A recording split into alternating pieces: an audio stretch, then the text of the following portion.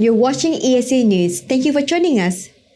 Russian soccer authorities are serious about a bid to host the European Championship in 2028 or 2032, while its national and club teams are being unfairly punished because they have done nothing wrong, a senior official said on Thursday, 31st March.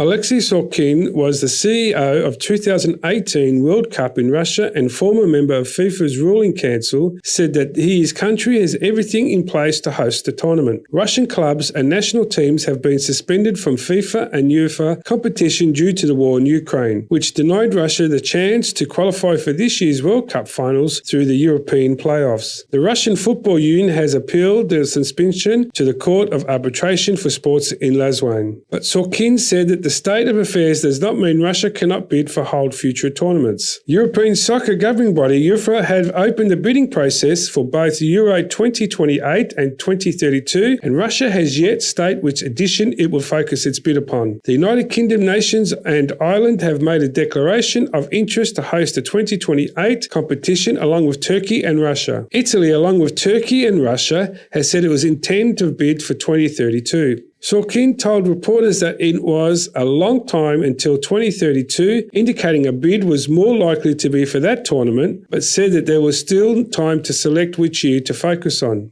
What does Russian football have to do with all this? Or what has Russian football done wrong?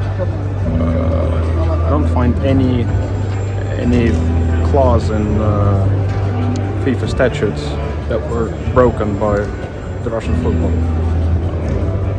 What's happening is received with disappointment by Russian fans that the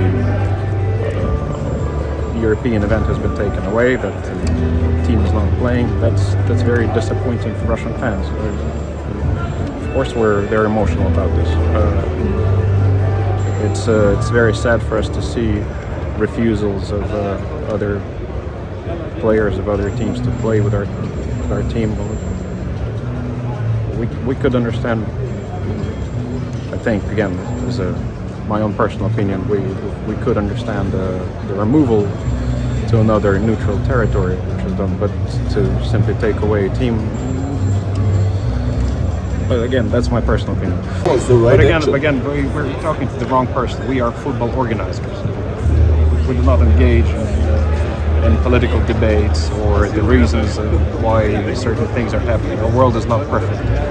All we're saying is that football teams and football lovers should not be punished for that, no matter what country they represent. I've known him for a very long time. We regret that he has these emotions, but it is difficult for them. I understand that. But it must be difficult for them, but again, I'm here not to discuss politics and not to discuss military activities or anything. We're here at the FIFA Congress. Well, if we remember the bid for the World Cup, initially it started as dual bid for almost every country, and then the countries kind of naturally focused on the year that is more preferable to them. But initially, everybody bid for everything, and I think we could suspect that this is the process that we're looking at, where the countries have submitted, and then there will be more clarity on who is focusing more on which year. The process will bring more clarity on the way. That's what I believe. We were preparing for the Champions League final, and it was taken away. Again, we deeply regret that. There is a whole team of my colleagues who have spent 3 years of their time preparing the best Champions League final. They can do that no more. We have emotions also, just like any other people have their emotions.